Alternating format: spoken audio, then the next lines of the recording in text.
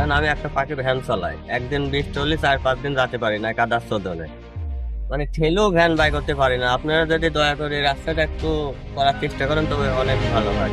Doctor আসে না কটা স্টক করে মরে যাচ্ছে। আমার এপারে কত মানুষ মরে গেল। তাহলে একটা মানুষ স্টক করলে মানে স্টক করে যা কিভাবে কাদার এই কাদার মধ্যে লিজাবে দেখেন তা দেখে আপনারা রাস্তাটা আপনারা তো সেরা একটু পজিশনটা ভালোভাবে দেখবেন। অন্য জায়গায় আপনারা পাকা করছেন কেন, আপনারা এই রাস্তাটা হয় না পাকা। আমি কাদাযুক্ত যে রাস্তাটির উপর দিয়ে হেঁটে যাচ্ছি এটি প্রত্যন্ত গ্রামীণ একটি জনপথ, যে রাস্তাটি দিয়ে হেঁটে চলা খুবই কষ্টকর। বলছিলাম কুষ্টিয়ার মিরপুর উপজেলার বহলবাড়িয়া ইউনিয়নের বহলবাড়িয়া এলাকার ক্যানালপাড়া রাস্তার কথা। কাঁচা এই রাস্তাটি দীর্ঘদিন ধরে পাকা করা না হয় জনগুরুত্বপূর্ণ কাঁচা রাস্তাটি দিয়ে চলাচল করা চরম দুর্ভোগ করতে হচ্ছে স্থানীয় বাসিন্দাদের। বিশেষ করে বর্ষা মৌসুমে সামান্য বৃষ্টিতেই রাস্তাটি কাদায় একাকার হয়ে যায়, ফলে যানবাহন তো দূরের কথা সাধারণ মানুষের স্বাভাবিক চলাচল করতে বড় ভোগান্তিতে পোহাতে হচ্ছে। এমনকি কোমলমতি স্কুলগামী শিক্ষার্থীরাও বড় ভোগান্তিতে পোহাতে হচ্ছে। বৃহস্পতিবার দুপুরে সরজমিনে আষাঢ়ের রিমঝিম বৃষ্টিকে উপেক্ষা করে এমন জনভোগান্তির দৃশ্য দেখতে ও শুনতে যাই। কথা হয় ভোগান্তির শিকার শিক্ষার্থী সহ সাধারণ কয়েকজন মানুষের সাথে। রাস্তা চলাচল করার জন্য আমার খুবই সমস্যা। কাজের জন্য আমরা স্কুলে যেতে পারি না। রাস্তা পাকা হোক। আপনার ওই যে এই রাস্তা ওই ব্রিজ পর্যন্ত সাহেবনগর ব্রিজ আর ওই যে বলবাড়ির ওই মাথা ব্রিজ 2 কিলোমিটার দেয়া আছে।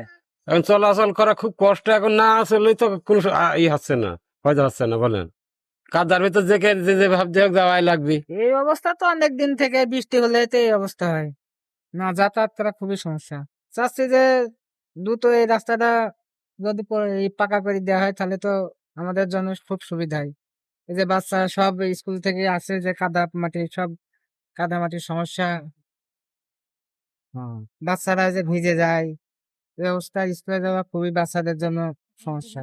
অবস্থা আপনারা দেখছেন তো। ধরেন আমি একটা পাখির ভ্যান চালাই, একদিন বৃষ্টি হলে 4-5 দিন যেতে পারি না কাদার চোদনে, মানে ঠেলেও ভ্যান বাই করতে পারি না। আপনারা যদি দয়া করে রাস্তাটা একটু করার চেষ্টা করেন তবে অনেক ভালো হয়। আমরা ডাক্তার বাড়ি যেতে পারিনি, কাদার জন্য ছেলে পেলে লেখাপড়া করাতে পারিনি, আমরা হাঁটতে পারিনি, কি কষ্ট।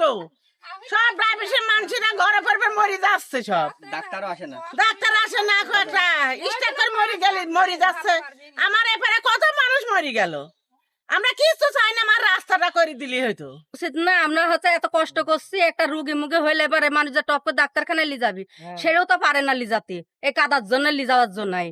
তাহলে একটা মানুষ স্টক করলে মানে স্টপ করে যা কিভাবে কাদার এই কাদার মধ্যে লিজাবে দেখেন তা দেখে আপনারা রাস্তাটা আপনারা তো সেরা একটু পজিশনটা ভালোভাবে দেখবেন। অন্য জায়গায় আপনারা পাকা করছেন কেন, আপনারা এই রাস্তাটা হয় না পাকা।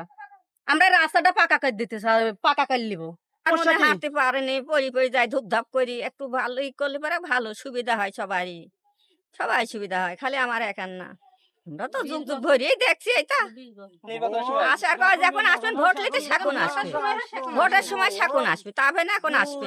স্থানীয় বাসিন্দারা জানায় সরকার কাঁচা রাস্তাটি দ্রুত পাকাকরণের ব্যবস্থা হলে বহলবাড়ি এলাকার মানুষের দীর্ঘদিনের ভোগান্তির অবসান হবে। একই সঙ্গে শিক্ষার্থী, মুসল্লি, কৃষক সহ সর্বস্তরের মানুষের যাতায়াত সহজ হবে এবং এলাকার যোগাযোগ ব্যবস্থাও ইতিবাচক পরিবর্তন আসবে। এ অবস্থায় রাস্তাটি দ্রুত পরিদর্শন করে প্রয়োজনীয় ব্যবস্থা গ্রহণের উপযোগী করার জন্য সংশ্লিষ্ট কর্তৃপক্ষের জরুরি হস্তক্ষেপ কামনা করছে এলাকাবাসী। Mohammad Rafiq, RK News 24।